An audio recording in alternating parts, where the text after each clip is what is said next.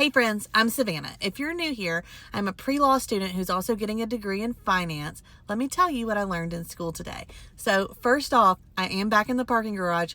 Don't worry, one of the security officers is out of view of the camera watching me make this video. So I'm safe. Thank you for your concern, but I am safe up here.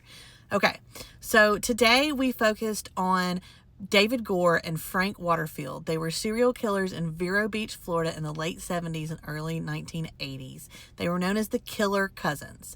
So my professor exchanged a lot of letters with David Gore. He ultimately cut him off communication when he asked for some like autopsy photos and just like various crime scene photos.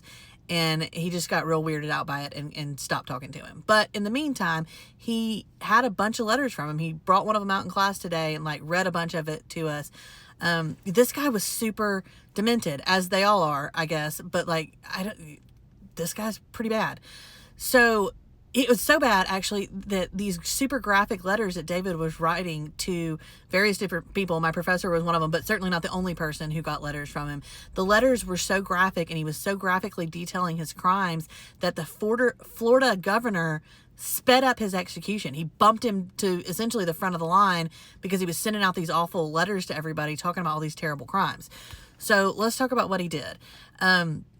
He was convicted of 6 murders. He said in one of the letters that he was probably guilty of 50 or more. He worked with his cousin, Frank, and they would abduct and essay and murder these young women. Not all of them were young. There was a mother involved in one of them. He got the daughter and the mother. And he would dump their bodies in, like, put them in barrels and bury them in orange groves in Florida. And he collected trophies. His trophies were particularly disgusting.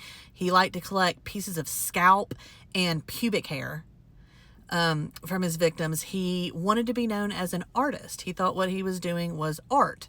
I mentioned him in another video. He would get women with puppies. He would lure them in and get them to come over into his van by showing them these cute little puppies. But ironically, he said he would never go after a woman with a dog, particularly a German Shepherd, because he was terrified of German Shepherds. So if you were walking a German Shepherd, you were safe from this guy. But on the other end of the spectrum, he used puppies to get women into his van. A professor said it was hard to find a lot of information about his childhood. He was able to find that his dad was an excessive drinker and his mom raised him and his cousin Frank. That's 3 minutes. I'm going to stop it right there and come back with a second part where I tell some more about it. Y'all have a good night.